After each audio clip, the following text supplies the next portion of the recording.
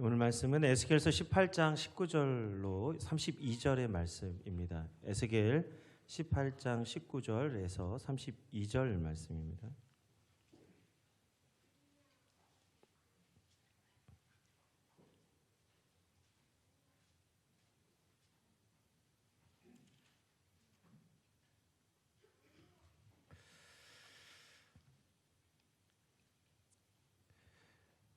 함께 교독하겠습니다.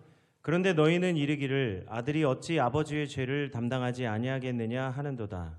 아들이 정의와 공의를 행하며 내 모든 율례를 지켜 행하였으면 그는 반드시 살려니와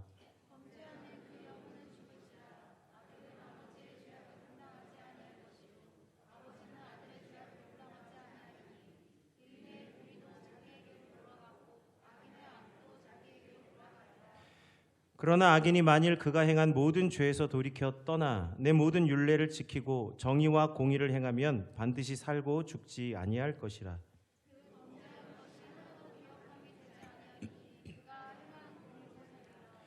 주 여호와의 말씀이니라. 내가 어찌 악인이 죽는 것을 조금인들 기뻐하랴. 그가 돌이켜 그 길에서 떠나 사는 것을 어찌 기뻐하지 아니하겠느냐.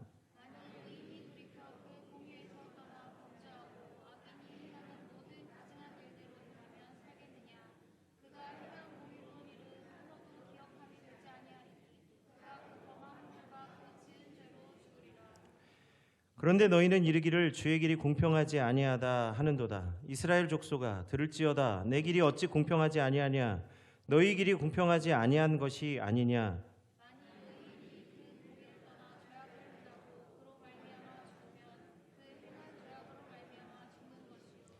만일 악인이 그 행한 악을 떠나 정의와 공의를 행하면 그 영혼을 보존하리라.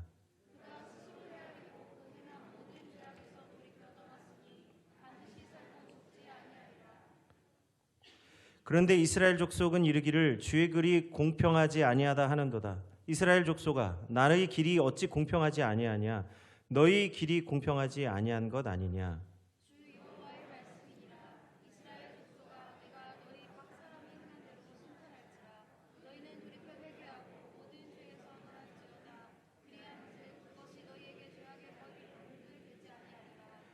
너희는 너희가 범한 모든 죄악을 버리고 마음과 영을 새롭게 할지어다.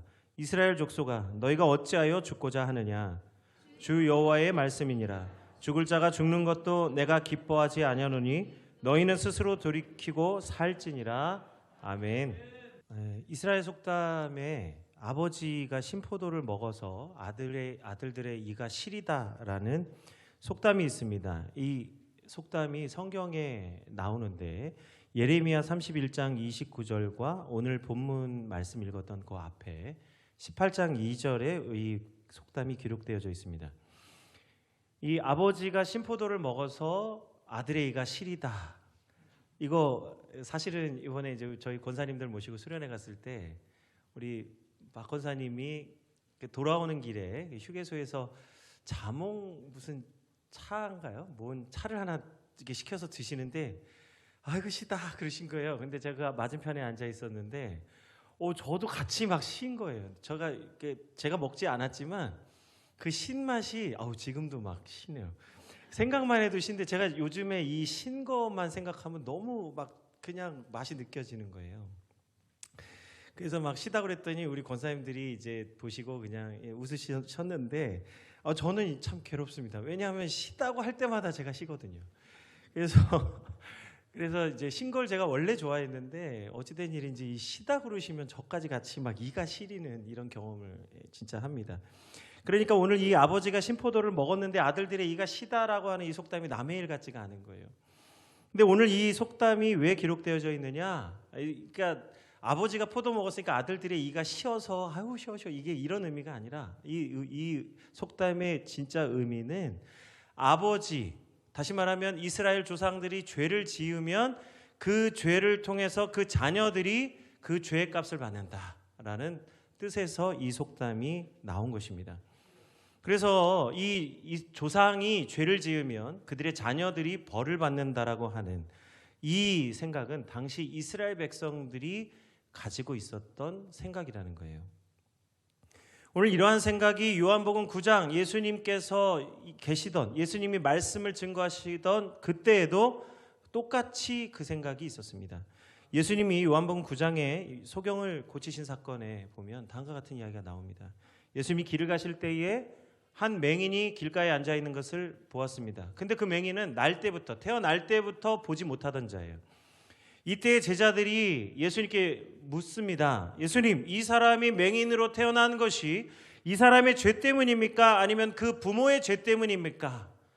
다른 어떤 여지가 없는 거예요. 이 사람이 맹인으로 태어난 것이 분명히 죄 때문에 이렇게 태어난 것인데 이 사람이 죄를 지어 그런 것입니까? 아니면 부모가 죄를 지어 그런 것입니까? 이 유대인들이 죄에 대한 생각이 어떠한지를 알 수 있는 대목이죠. 그러니까 죄가, 부모님이 지은 죄가 자녀에게 유전이 되는구나. 오늘 죄 지은 사람으로 인해서 다른 사람에게까지 이 죄가 전달되어지는 것, 죄의 연대, 죄의 유전이라고 하는 이 개념은 사실은 모세오경에 나오는 율법에서 출발합니다. 그 대표적인 말씀이 출애굽기 34장 7절에 오늘 나와 있습니다. 하나님께서 인자를 천대까지 베풀며 악과 과실과 죄를 용서하리라. 그러나 벌을 면제하지는 아니하고 아버지의 악행을 자손 3,4대까지 보응하리라. 오늘 모세가 하나님의 말씀 받을 때에 하나님께서 뭐라고 말씀하시죠? 내가 인자와 긍휼을 자손 1,000대까지 베풀지만 그 과실과 죄를 베풀며 악과 그 죄를 용서하지만요, 벌을 완전히 면제하지는 않는데 아버지의 죄를 아들 3, 4대까지 내가 붓겠다, 이 말씀하셨거든요. 자, 오늘 하나님이 이스라엘 공동체가 악행으로 인해서 그들이 죄의 진노의 자녀가 되기를 원치 아니하셨기 때문에 오늘 이 말씀을 하시는 겁니다. 그러니까 여기에 핵심은 무엇이냐? 너희가 죄를 지으면 내가 반드시 너희 아버지의 죄를 너희 자녀 3, 4대까지 내가 묻겠다. 내가 반드시 물을 거야. 라고 하는 이 보복을 하기 위해서 이 말씀 주신 것이 아니라 오늘 말씀하시고자 하는 것은 무엇이냐면 너희가 죄에서 떠나 하나님의 인자와 긍휼을 구하며 하나님의 원하시는 죄의 자녀 아닌 하나님의 자녀로 살아가라고 오늘 이 말씀을 주신 것입니다. 근데 어찌된 일인지 이스라엘 백성들이 하나님의 은혜에 주목하지 아니하고 죄에 더 주목하는 거예요. 죄에 더 관심을 가지는 겁니다. 하나님의 인자와 긍휼이 1,000대까지 하나님이 그 은혜를 베풀어 주시겠다라고 하는 이것에 대해서 초점을 맞추지 아니하고 사람들의 죄에 더 관심을 가지고 더 그것을 주목하는 것. 왜 그럴까요? 오늘 왜 그러냐면 우리가 하나님의 은혜보다 죄가 더 친숙하기 때문이에요. 우리 안에 하나님의 은혜를 사랑하기보다는 사실은 우리 마음에 다 누구나 지금 우리가 예배드리고 있지만 하나님을 예배하는 우리 마음 가운데에 하나님을 예배하면서도 동시에 우리 안에 여전히 죄를 사랑하는 마음이 있다는 겁니다. 그러니까 은혜도 말씀하시지만 하나님이 죄에 대해서 말씀하실 때 더 민감한 거예요.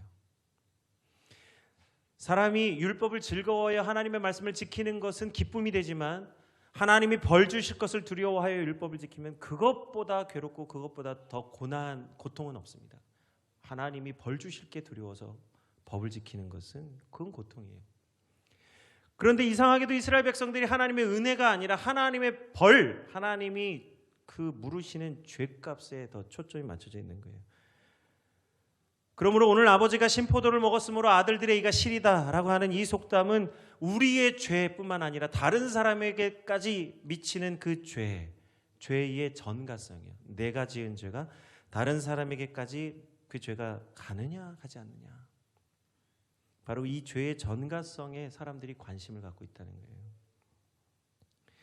이 죄의 전가성이요. 내가 죄를 지었는데도 불구하고 다른 사람도 죄 짓게 만드는 이 죄의 전가성.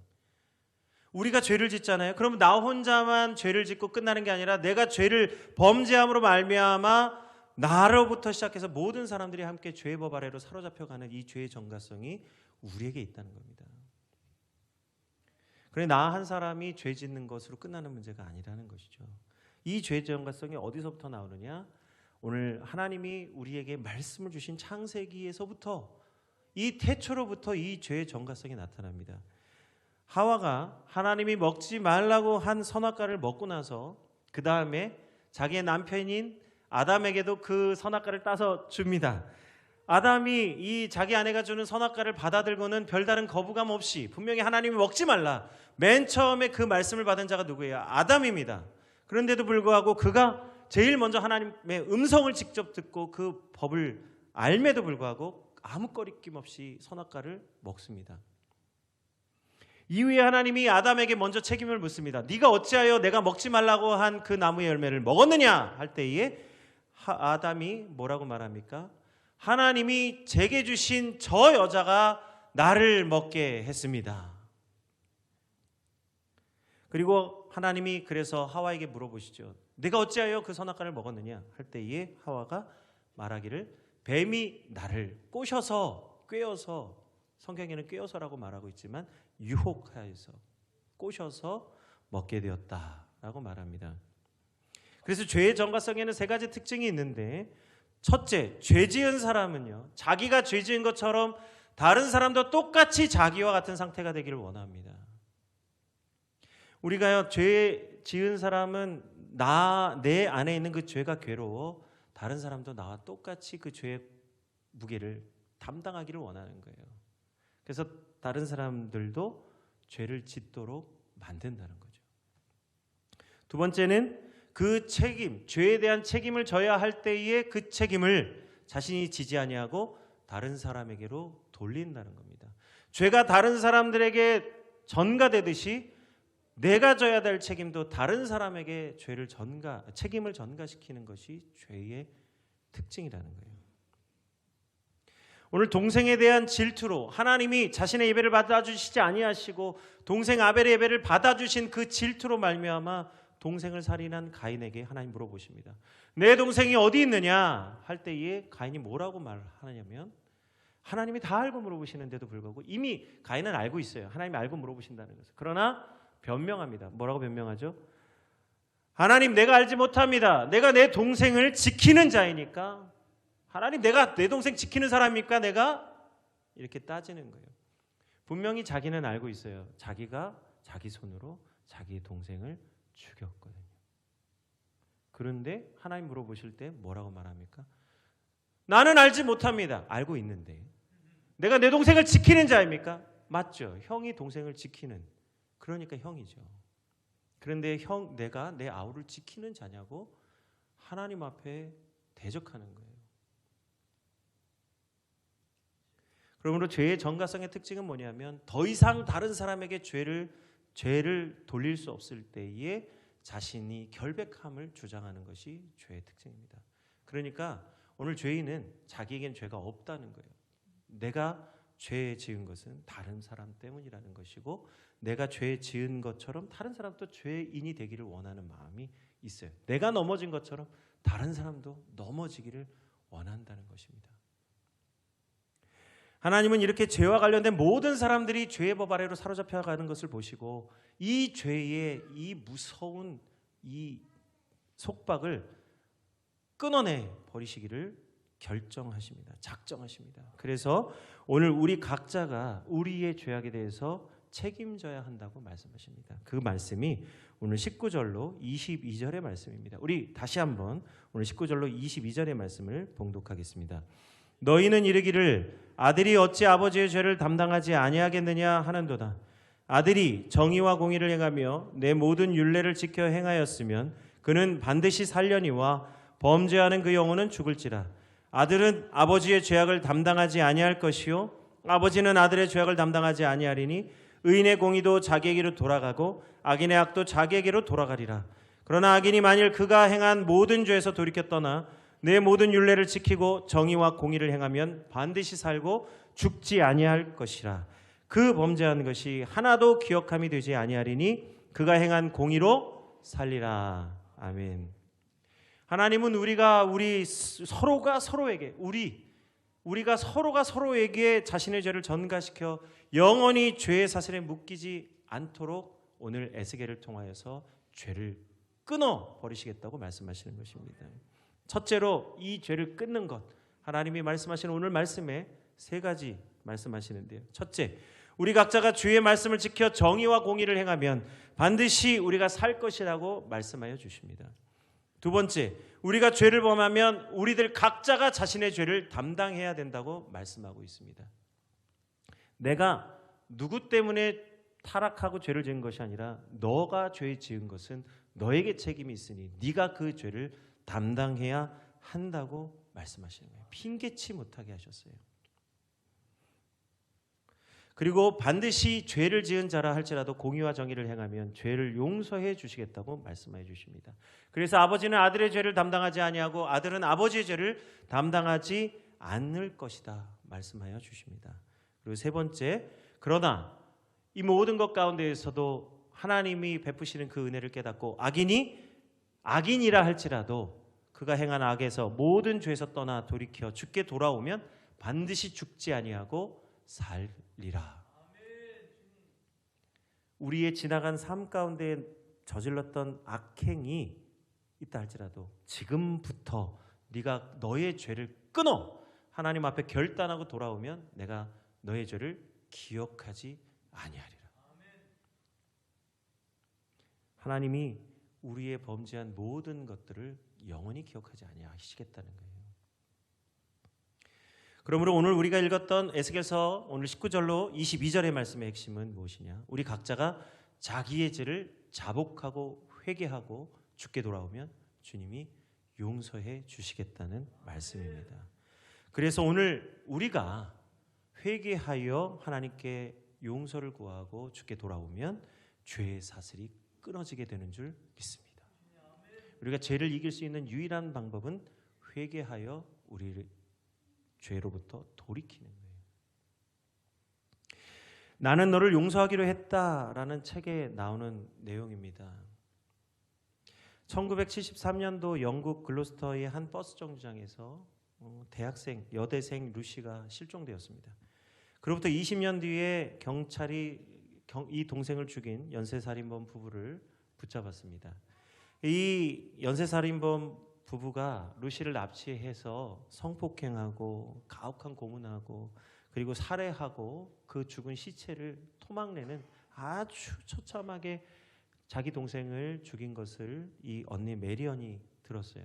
이 언니가 자기 동생이 혹여나 돌아올까 기대했다가 이 무시무시한 악행을 저지른 부부의 이야기를 듣고 좌절하고 낙심하게 되었습니다.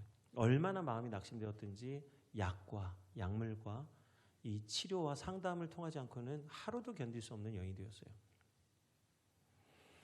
매일매일 마음을 어떻게 추스릴 수 없어서 고통을 받고 있던 중에 어느 날 이 범인을 용서해 줘야 되지 않을까라는 마음이 찾아왔어요. 고통을 받는 중에 용서해 줘야 되지 않을까? 참 놀라운 마음이죠. 그 자신은 고통스럽지만 그래도 내가 내 동생을 죽인 그 부부를 용서해 주어야 하지 않을까? 이 생각 찾아온 것이 참 놀라운데, 그래서 그 마음을 먹었을 때 그들을 용서해 보자, 그들을 용서해 주자 라는 그 마음을 먹는 그 순간 이전에 단 한 번도 생각해 보지 않았던 놀라운 마음이 그의 마음 가운데, 이 언니의 마음 가운데 올라오기 시작했습니다. 내가 용서해 줘야지. 그래서 막 눈물이 나고 하나님의 은혜가 충만해져서 그래 주님 정말 저 불쌍한 부부를 용서해 주십시오. 이런 마음이 찾아왔으면 좋았겠죠. 오늘 단 한 번도 생각하지 못한 이 마음이 바로 그런 긍휼과 은혜의 마음이었으면 좋겠지만 어떤 마음이 찾아왔느냐? 용서를 해주자고 생각을 가지는 그 순간 갑자기 자신이 한 번도 생각하지 못했던 사람을 죽이고 싶은 그 부부가 아니에요. 그냥 사람을 죽이고 싶은 감정이 갑자기 올라오기 시작하는데 이 가슴 속에서부터 팍 쳐올라와서 머리끝까지 이 감정이 자기 몸을 지배하기 시작하더라는 거예요. 용서해주자는 마음이 들어오면서 동시에 아무나 만나면 죽이고 싶은 증오와 분노의 감정이, 극심한 분노의 감정이 자기를 지배하는데 감당이 안 되더라는 거예요. 비명을 지르고 머리카락을 쥐어뜯고 방바닥을 떼글떼글 구르고 손톱으로 벽을 긁어가면서 자기 자신이 이 감정의 주체가 되지 아니해서 견딜 수 없어 미칠 것 같은 마음이 찾아왔다는 거예요. 용서를 해주자는 마음이 죽이고 싶은 마음과 함께 시작되었다는 것입니다. 그렇게 이 언니 메리언에게 용서를 하기 위해서 분노와 증오가 함께 자신의 마음에 일어나게 된 것을 고백하는 내용이 이 책에 나옵니다. 나는 너를 용서하기로 했다. 우리가요, 누군가를 용서하려고 할 때에 이 언니만 그런 게 아니에요. 우리는 우리가 사랑하는 사람을 누군가 죽여서 이렇게 죽이고 싶은 감정이 오는 이 언니 메리언보다 정말 별것 아닌 정말 사소한 것에서 사람을 해하고 넘어뜨리고 싶은 마음이 우리 안에도 있는 거예요. 나도 모르는 나의 그러한 증오와 분노의 감정이 내 안에 있다는 거예요. 그러므로 이 책에서 말하고자 하는 것이 무엇이냐면요, 용서를 하려면 내 안에 있는 증오와 분노의 감정을 느끼지 않으면 용서할 수 없다는 거예요. 여러분, 누군가를 만나서 사실 마음이 너그럽고 좋다는 것은요, 그것은 사실 용서가 필요 없는 거죠. 용서의 관계란 사실은 나를 힘들게 하고 나를 괴롭게 하고 내가 죽게 될 만큼 정말 나를 미치게 만들 때 그 상대방을 용서하는 것이지, 나를 좋게 해주고 나를 존경해주고 나를 좋아해주고 내가 기뻐할 수 있는 사람 만났을 때 무슨 용서가 필요합니까? 그것은 그냥 좋은 관계로, 용서가 필요 없어요. 그냥 좋은 관계로 만나면 돼요. 그러나 용서가 필요한 대상은 바로 나의 증오와 분노의 감정을 만드는 그 상대방을 용서해야 하는 것이에요. 그러니 용서해야 되겠다는 마음 속에 분노와 증오의 감정이 없다는 것은 말이 되지 않는 거죠. 누군가를 용서하려면 자신 안에 있는 분노와 증오의 감정을 대면해야 되는 거예요. 이 감정 없이는 용서가 될 수가 없는 것입니다. 누가 어떻게 용서합니까? 마음이 즐거운데 무슨 용서가 필요합니까? 정말 내가 마음에 증오와 분노가 내 마음속에서 나를 지배할 때에 그때 진짜 용서가 필요한 거예요.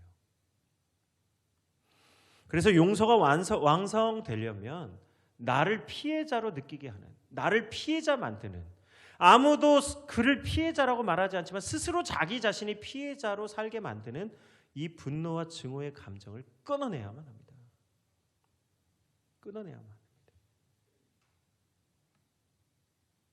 그래서 가해자뿐만 아니라 오늘 피해자가 되는 자기 자신도 자신의 상처와 죄성을 치유하는 것, 그것이 용서인 것이죠. 그러니까 오늘 사실은 죄란 무엇이냐? 죄로 인해서 죄를 사랑하고 죄를 좋아했던 내가 다른 사람으로 인해서 내 안에 숨어있는 그 죄가 드러나 나를 괴롭히는 거예요. 내가 괴롭고 상대방이 괴롭고 상대방이 죄인이고 내가 죄인이면서 서로가 서로에게 죄를 통해서 서로를 힘들게 하는 것, 이것이 아버지와 아들이 함께 죄로 묶여 사는 죄의 연대를 이룬 우리들의 모습이라는 것입니다. 그래서 오늘 이 용서라고 하는 것은요, 내가 복수할 수 있는 권리가 있지만 그것을 내려놓고 자신에게 해를 끼친 사람과 자신을 묶고 있는 이 분노의 사슬을 끊어내는 능력, 곧 회개의 열매를 맺는 것입니다. 회개는 그러므로 능력이에요. 뭐예요? 용서할 수 있는 능력이에요. 자기 자신을 용서해야만 다른 사람을 용서할 수 있어요. 자기 자신 안에 올라오는 분노와 증오의 감정을 자기가 그것을 용서만 받고 자신 안에 끊임없이 일어나고 있는 죄의 문제를 용서함을 받아야만 다른 사람을 용서할 수 있는 것입니다. 그러므로 나는 너를 용서하기로 했다라고 하는 것은 자기를 괴롭히는 자기 죄로부터 용서함을 받아야만 너를 용서할 수 있는 것입니다. 어떤 사람은요, 죄인들이 회개하면 무조건 용서해 주시는 하나님이 불의하다고 말합니다. 아니, 어떻게 하나님 죄를 지은 자를 그냥 용서해 주십시오. 하나님, 제가 잘못했습니다. 하나님, 나를 불쌍히 여겨 주십시오 라고 기도하면 하나님이 어째서 그를 벌하지 않냐고 다 용서를 받아주십니까? 하나님, 이거 불의합니다. 저 사람 때문에 얼마나 많은 사람들이 괴롭고 힘들었는데 어떻게 그 사람들의 괴로움은 돌아보지 아니하시고 저 악한 죄인이 회개했다고 용서해 주십니까? 하나님 불의하여, 하나님 불의해요. 나는 그런 하나님 믿고 싶지 않습니다. 말하는 사람 저 정말 많이 만났습니다. 특히 청년들 중에. 아니 그게 어떻게 하나님이에요?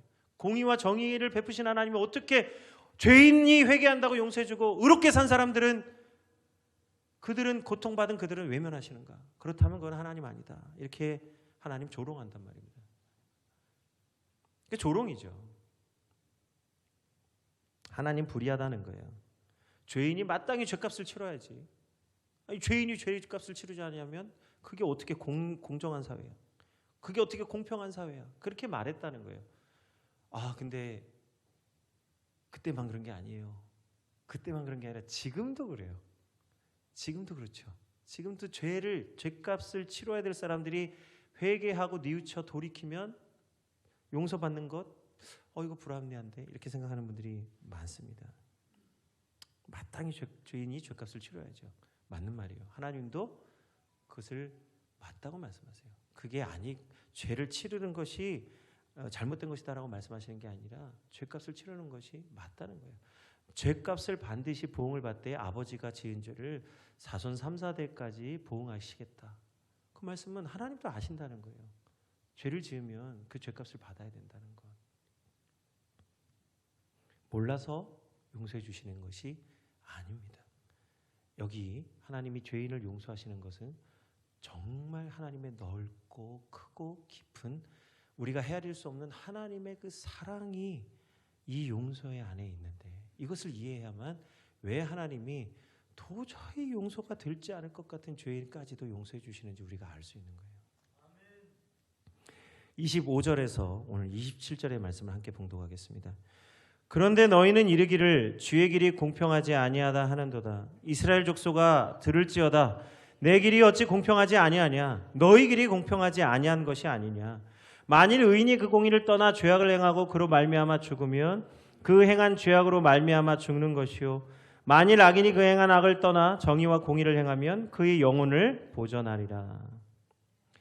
하나님이 오실 때 아무리 의인이라 할지라도 의롭다 하심을 입은 자들이 죄인의 죽음과 심판을 기뻐하고 즐거워하면서 이것이 하나님이 살아계신 증거고 이것이 하나님의 정의가 공의가 실현된 것이다라고 그것을 즐거워하는 자는 그것이 의인된 모습의 참된 모습이 아니라는 거예요.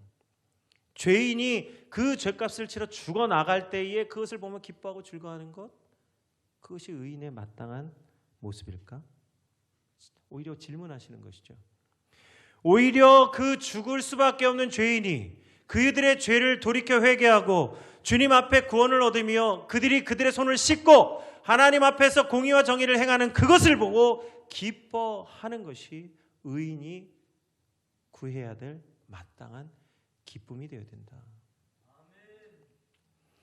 그러므로 문제는 하나님이 누가 의인이고 누가 죄인이냐를 구분하시려는 것이 아니라 죄인된 너희들이 죄의 값에 보응이 있으니 그것에서 돌이켜 회개하여 하나님이 말씀하시는 거룩한 길을 걷는 의인이 되라고 말씀하고 계시는 거예요.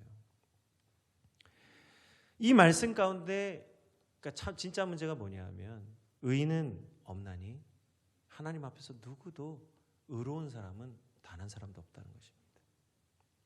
로마서 3장 10절로 12절의 말씀입니다. 기록된 바 의인은 없나니 하나도 없으며 깨닫는 자도 없고 다시 한번요. 깨닫는 자도 없고 하나님을 찾는 자도 없고 다 치우쳐 함께 무익하게 되고 선을 행하는 자는 없나니 하나도 없도다. 뭐죠? 우리는 다 누구나 죄의 연대, 서로가 서로에게 죄를 미루고 죄를 핑계하며 서로가 서로를 죄인이라고 정죄하는 죄인들이라는 거예요. 사람들이 나는 의인이고 너는 죄인이고 구분하는 거 그거 아무 의미 없습니다.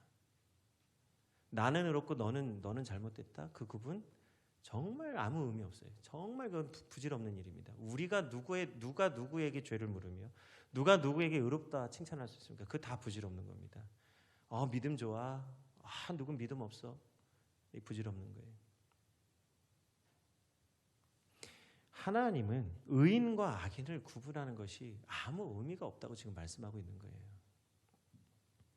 하나님이 뭐라고 말씀하십니까? 의인이 공의를 떠나 악을 행하고 죄인이 악을 떠나 정의와 공의를 행하는, 의인이 악인 되고 악인이 의인 되는 이 역전, 의인과 죄인의 역전이 일어나는 이 상황, 우리가 어떤 때는 열심히 하다가도 어느 때는 넘어져서 죄인의 모습을 살다가, 또 어떨 때는 다시 소망을 얻어 열심히 하나님을 섬기다가 또 넘어지다가 섬기다가 이렇게 계속 죄의 법과 생명의 법 사이에서 오락가락하고 있는 우리들의 모습을 보면서 죄인과 의인을 구분하는 것이 아무 의미가 없음을 말씀하고 있는 거예요. 그러니 하나님 보실 때에는 의인도 죄인도 아무 의미가 없는, 누가 의인이고 누가 악인인 것을 구분하는 것이 무슨 소용이 있겠습니까? 다만 하나님 말씀하시는 것이 뭐예요? 너희는 너희가 지은 죄를 스스로 돌이켜 떠나 너희가 공의와 정의를 행하면 내가 너희의 죄를 기억하지 않고 너희가 살리라 라고 말씀하여 주시는 것입니다. 예수님은 마태복음 6장에서 죄에 대해서 절대로 공평하지 않는, 우리가 죄의 문제에 대해서 절대 공평하지 않아요. 특히 나의 죄에서, 상대방의 죄에서 절대 공평하지 않은 내로남불이죠. 그게 내로남불 아닙니까? 나의 죄에 대해서 다르고 상대방에 대해서 다르게 평가하는 내로남불 신앙을 가지고 있는 우리들이 어떻게 용서를 받을 수 있는지를 오늘 마태복음 6장에서 말씀해 주십니다. 그것이 12절 13절의 말씀입니다. 우리가 너무 익히 알고 매번 예배 드릴 때마다 예배를 마치면서 하나님 앞에 드리는 주님이 가르쳐 주신 기도 안에 우리가 그 죄의 사슬을 끊고 주님의 은혜와 용서를 받는 자녀로 살 수 있는 것을 말씀해 주셨어요. 그게 12절 13절의 말씀입니다. 우리 함께 말씀 봉독합니다. 우리가 우리에게 잘못한 사람을 용서해 준 것 같이 우리의 죄를 용서하여 주시고 우리를 시험에 들게 하지 마시옵고 다만 악에서 구하시옵소서. 아멘. 오늘 이것을 보면 마치 우리가 다른 사람을 용서해 주면 우리의 죄를 용서받고 우리가 시험에 들지 않으면 우리가 악에서 건짐됨을 받는 것처럼 순서가 그렇게 되어 있습니다. 우리가 우리에게, 그러나 오늘 예수님께서는 우리가 누구를 용서해 주었을 때 우리 용서받는다라고 하는 이 말씀, 마치 우리가 무언가를 했을 때의 기브 앤 테이크인 것 같은 이 용서의 이 말씀이 왜 이 말씀하시는지를 우리는 깊이 깨달아야 돼요. 우리가 용서받기 위해서 다른 사람 용서하라는 말씀이 아닙니다. 대가성이 아니에요. 용서는 대가가 아닙니다.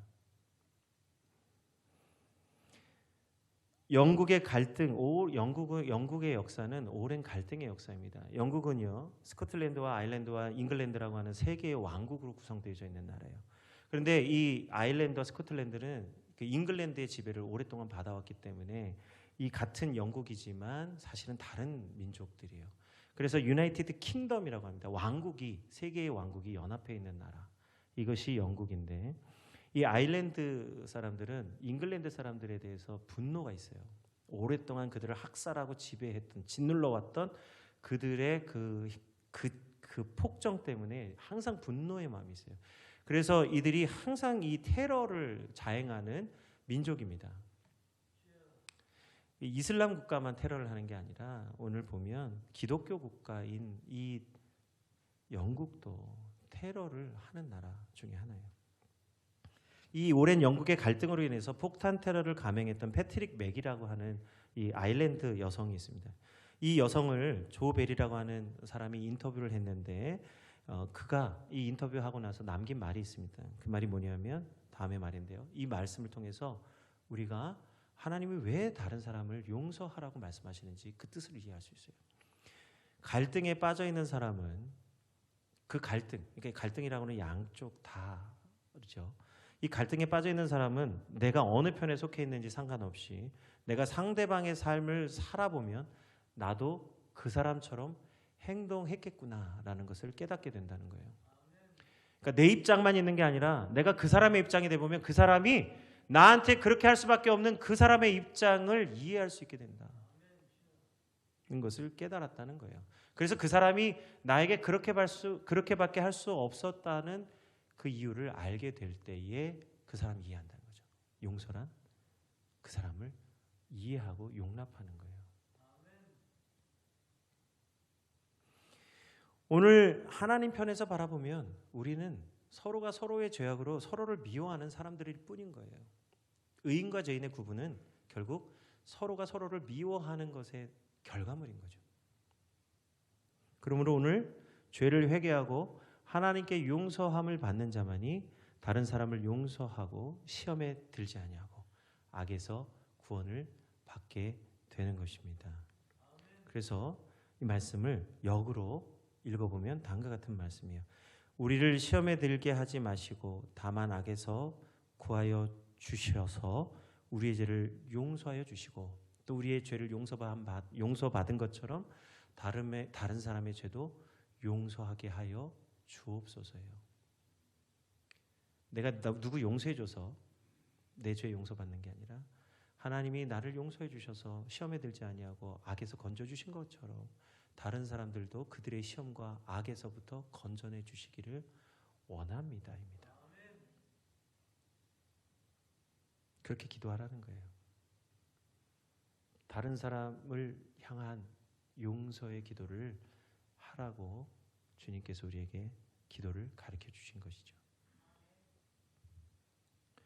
그러므로 오늘 하나님께서는 우리에게 말씀하십니다. 주 여호와의 말씀이니라 이스라엘 족속아 내가 너희 각 사람이 행한 대로 심판할지라 너희는 돌이켜 회개하고 모든 죄에서 떠날지어다 그리한즉 그것이 너희에게 죄악의 걸림돌이 되지 아니하리라 너희는 너희가 범한 모든 죄악을 버리고 마음과 영을 새롭게 할지어다 이스라엘 족속아 너희가 어찌하여 죽고자 하느냐 주 여호와의 말씀이니라 죽을 자가 죽는 것도 내가 기뻐하지 아니하노니 너희는 스스로 돌이키고 살지니라.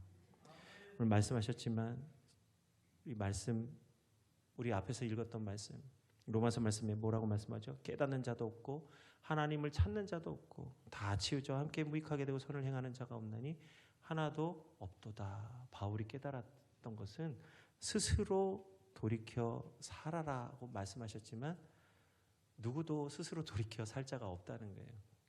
다 깨닫는 자 없고 찾는 자가 없어.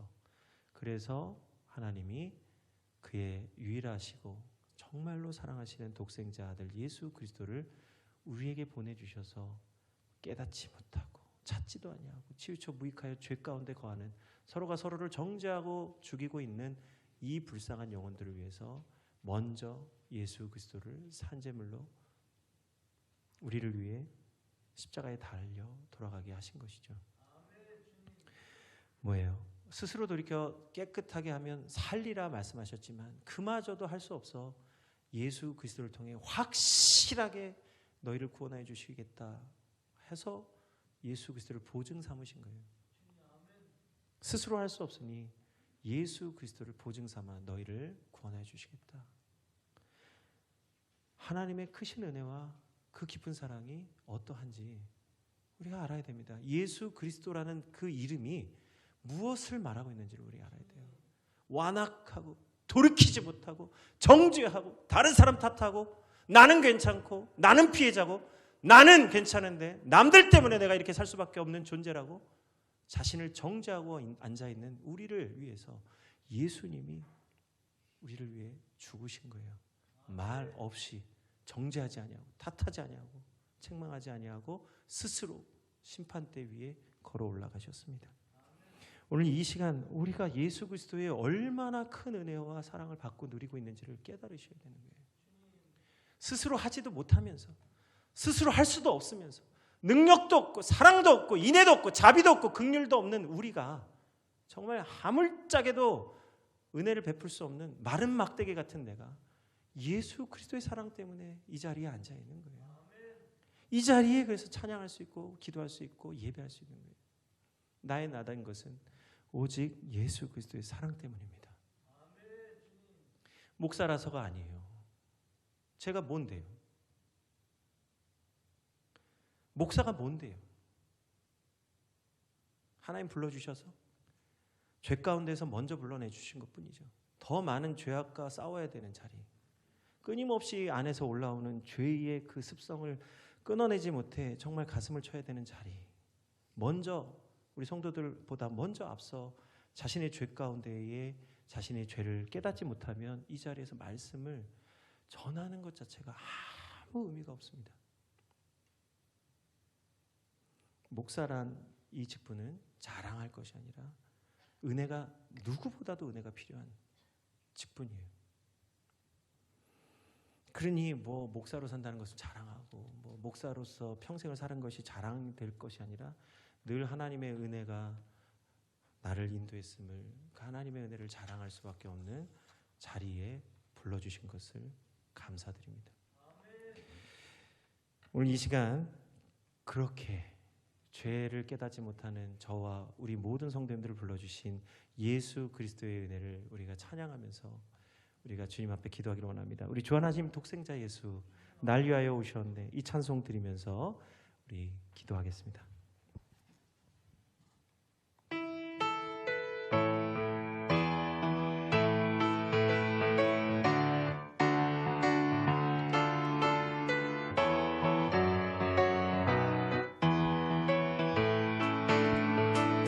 주 하나님 독생자 예수 날 위하여 오시옵네.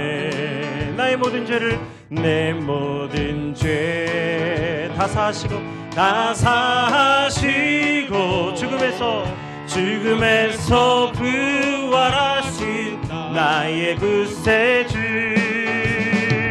살아계신 주 나의 참된 소망, 걱정 근심 전혀 없네.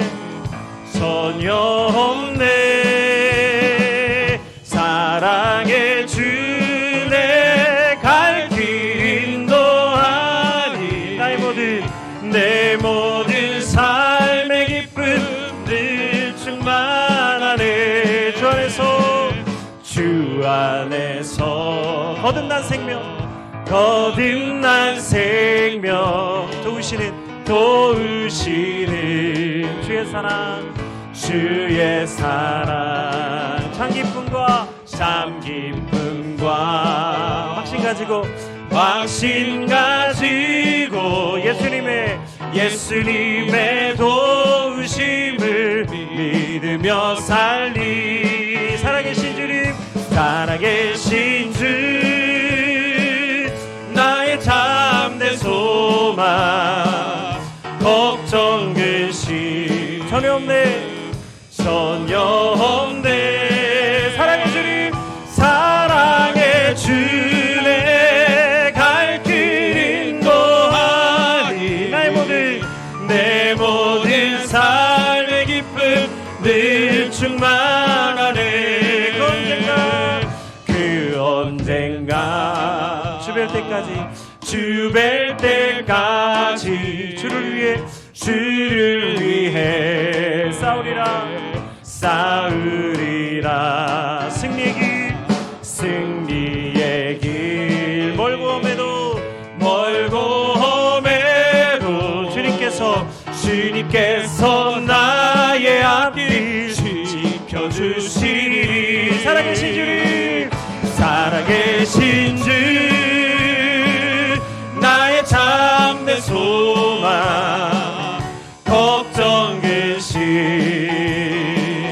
전혀 없네. 사랑의 주 내 갈 길 인도하니 나의 모든 삶의 기쁨 늘 충만하네. 살아계신 주 나의 참된 소망, 걱정 근심 전혀 없네. 사랑의 주 내 갈 길 인도하니 내 모든 삶의 기쁨 늘 충만하네. 다시 한번 찬양합니다. 살아계신 주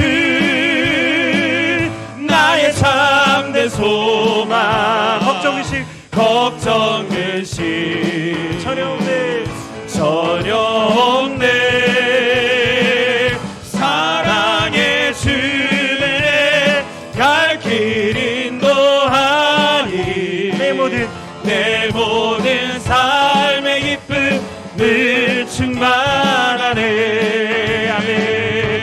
함께 기도하겠습니다. 하나님, 내 살아계신 주님, 살아계신 참된 소망이며 기쁨이 되어주시는 주님을 향해 하나님 감사합니다. 죄인된 나를 용서하시고 구속하시고 하나님의 사랑으로 덮어주시니 무한 감사드립니다. 우리 주의 이름 부르고 함께 기도하겠습니다.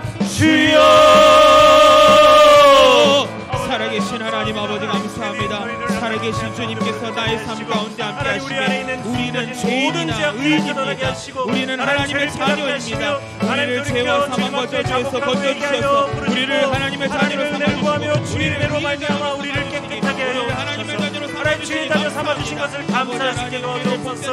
하나님 우리 안에 있는 모든 근심과 걱정과 염려가 주님 앞에서 주님 안에서 다 하나님 사라지게 하시고 참된 기쁨과 소망의 자녀들이 되게 하여 주옵소서. 이번 사순절 기간을 통하여 부활의 기쁨을 누리게 하시고 예수님이 다시 살아나신 부활의 능력을 몸에 지니고 하나님의 성령의 충만함까지 하나님 우리가 누리고 하나님 주의 권세와 주의 능력과 죄를 사하는 능력까지 용서함을 받는 하나님 용서할 수 있는 능력까지 가게 하여 주옵소서. 하나님 우리가 다른 사람을 탓하고 다른 사람에게 책임을 전가하는 죄의 뿌리 안에 있지 아니하고 하나님의 은혜와 하나님을 사랑하는 있는 자녀들이 되게 하여 주옵소서.